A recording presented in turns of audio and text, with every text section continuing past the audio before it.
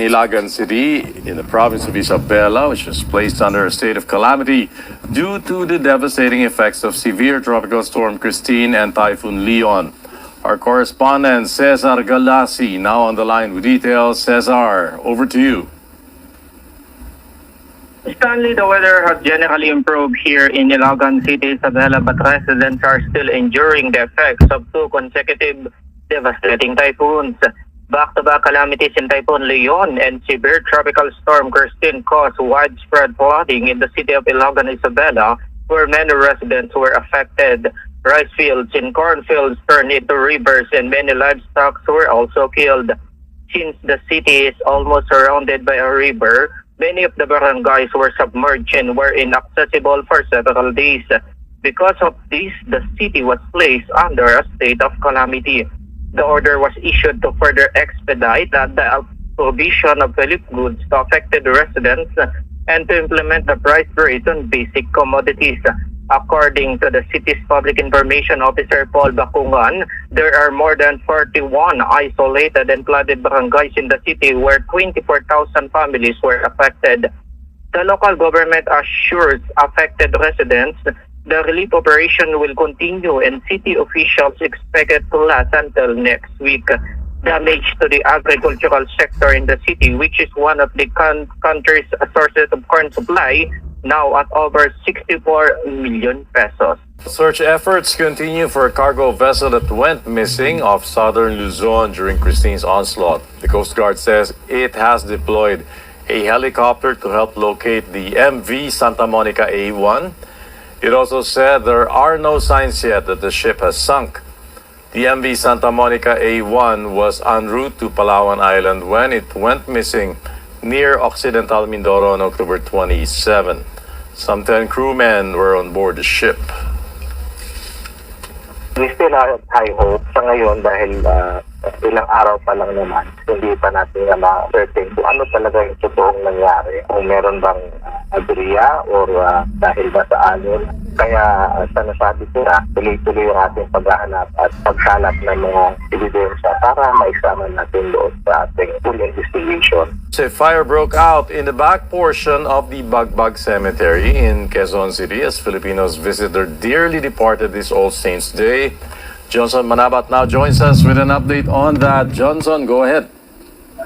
Hi, Stanley. Good afternoon. About 30 informal settlers residing just outside the Bagbag Public Cemetery in Quezon City lost their homes to a fire that broke out this morning, November 1, All Saints Day. Sa Tornina Verastas told ABS-CBN News, the fire started in their house around 9 a.m. allegedly from an electric fan in one of their rooms at the second floor. Because most of the burned houses are made out of light materials, the fire spread fast. It reached the second alarm. Fire Chief Inspector Marvin Mati said the Bureau of Fire Protection is still investigating the origin of this fire incident. Affected residents are asking for help from the authorities since they saved nothing from the fire. The BFP declared fire out around 10 in the morning. Stanley. All right, thank you so much for the update, Johnson Manabat. The situation now remains manageable at the Manila Memorial Park in Parañaque City, which is expecting around 1 million visitors during the Undas break. Jeff Caparas now joins us with that story. Jeff, go ahead. Yes, Stanley, around 1 million people are expected to visit the Manila Memorial Park here in Sucat, Parañaque for this year's All Souls Day and All Saints Day. According to Assistant Park Manager Engineer Rizalyn Acosta, this year's figure is expected to be higher than last year's recorded number of more than 800,000. But so far today, November 1, Acosta said there is a decrease in visitors compared to last year's foot traffic. Mas kaunti po ngayon. Probably po ang reason natin is because last weekend po marami na po ang dumalaw sa kanilang mga mahal sa buhay. Last weekend, Stanley, the park recorded around 40,000 visitors. The park is open 24 hours until tomorrow, November 2nd, to accommodate visitors paying their respects to their departed loved ones. The Arienda family is one of the families that put up tents and stayed overnight. They say This has been a family tradition and their way to avoid the hassle and maximize their time off work. Tradition na rin na every year nag-overnight talaga kami. And at the same time, ayaw kasi namin sumabay sa maraming tao during the daytime. Kaya gabi kami lagi nagpupunta. On Sunday, November 3, the Memorial Park will operate from 12 midnight to 6 p.m. Then they will resume regular operating hours of 6 a.m. to 6 p.m. come November 4. Since October 27, more than 80,000 visitors have been recorded by the management. Notable personalities that were laid to rest here, including former Presidents Noynoy Aquino and Corazon Aquino, former Senator Benigno Ninoy Aquino, and actor Rico Yan.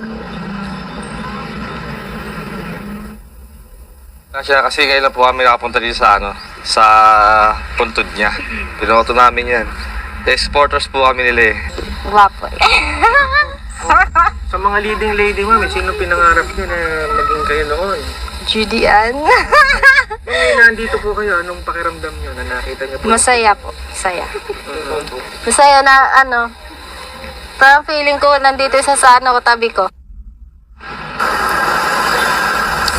Sunday, to manage vehicle flow and reduce congestion, the Parañaque City Traffic and Parking Management Office has implemented the one-side parking scheme. According to TPMO Chief Reynaldo Morillo, they have deployed more than 80 personnel on the stretch of Dr. A. Santos Avenue to manage the traffic.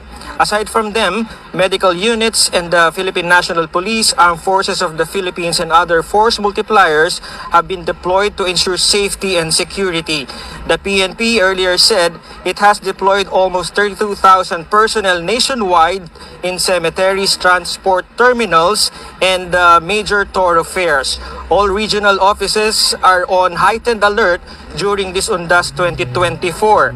No untoward incident has been reported so far at the Manila Memorial Park. Stanley.